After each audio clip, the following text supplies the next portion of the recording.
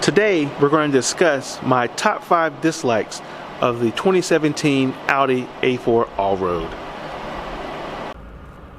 So one of the other dislikes I have in the vehicle is that when you're using Apple CarPlay, and it's the same for Android Auto as well, when you're using Apple CarPlay for navigation, you lose access to the Google mapping in your virtual cockpit, and this turns into a compass.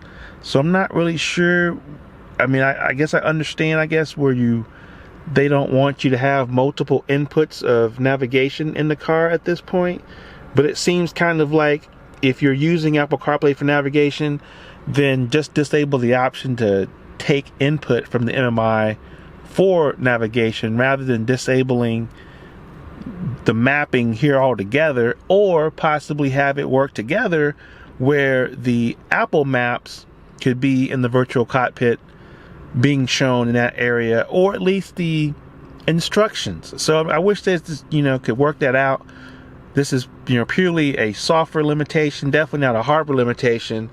But if you're using the Apple CarPlay maps, you cannot view the Google mapping at that point. So a very disappointing feature, but definitely one of the dislikes of the car. While virtual cockpit is one of the most amazing features of this car, the Audi Connect plan associated with the virtual cockpit is not.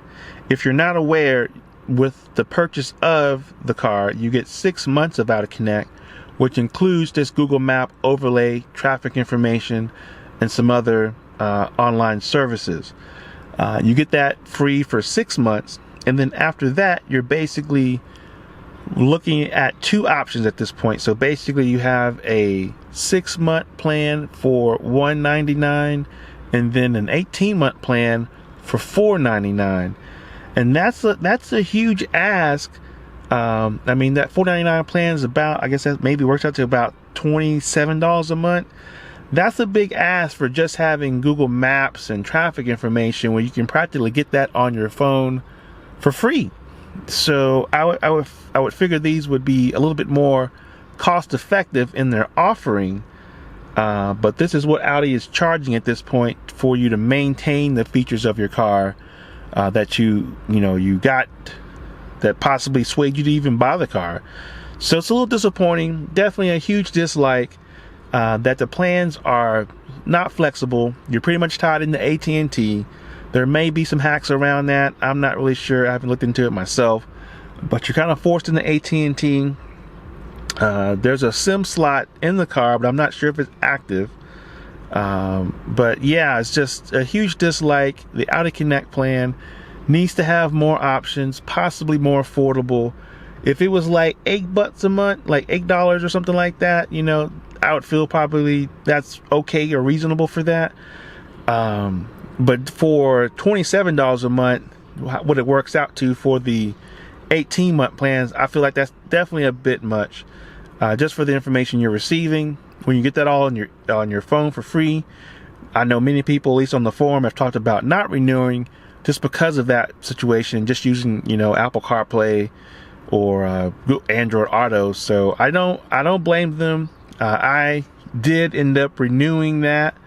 I just like the look of the virtual cockpit with the Google Map overlay, and so I just wanted to retain that. So unfortunately, yes, I did break down and pay for the 18-month plan to retain these services, but a huge dislike.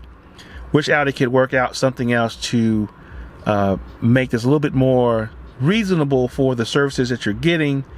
If it included more like unlimited hotspot or something like that, then sure, I would do that. But like at $28 or $27 over this 18 months or whatever, maybe not the best value. So another dislike that I have with the vehicle is that there's no place to store the privacy cover that comes with the vehicle. So basically, you can remove it, but there's nowhere to store this outside of taking it out of the car. It's a bit larger than what you would get in, let's say, like a Subaru Outback. The Subaru Outback has the option that it would fit under this area here. Like you could basically, there's this place in the Outback under here where the spare tire would go, where you can actually store that. This is not the case in the Audi. So definitely a bummer. You kind of have to plan ahead of, like, if you're truly going to know you're going to not need this cargo cover, you just got to leave it at home, man, because there's nowhere to put it in the car. You're going to have to put a seat down to accommodate that if you're going to plan to take it out, and if you have it with you, to lay it long ways and possibly let a seat down. You're going to have to let a seat down to be able to accommodate that in the car. So just another dislike of the vehicle. So one of my dislikes of the 2017 Audi A4 Allroad is going to be the lack of a tow package.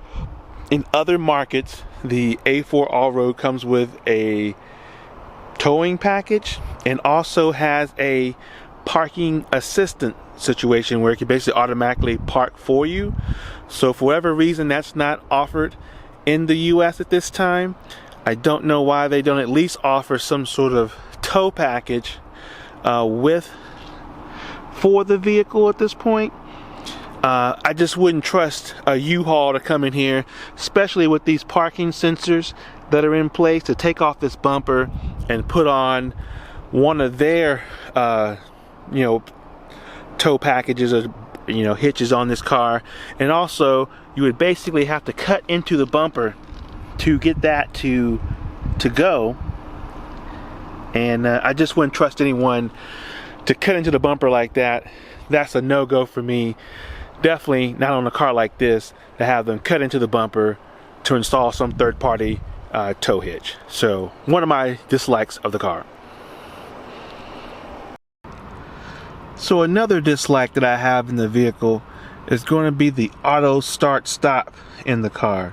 And I get the purpose of trying to, save for fuel economy and things of that nature, but it's just very unexpected in certain situations where you come to a stop, mainly at an intersection, and where you need to get out with a little bit of purpose into the highway, and the car's turned off, then it just creates a very awkward situation where it becomes difficult to get into traffic. So I typically turn this feature off as soon as I get into the car, and there's no way to set this anywhere in the MMI to override that to make it constantly be off when you restart the car, because basically the auto start stop is always going to be on when you start the car. You always have to go in and basically press it to be off.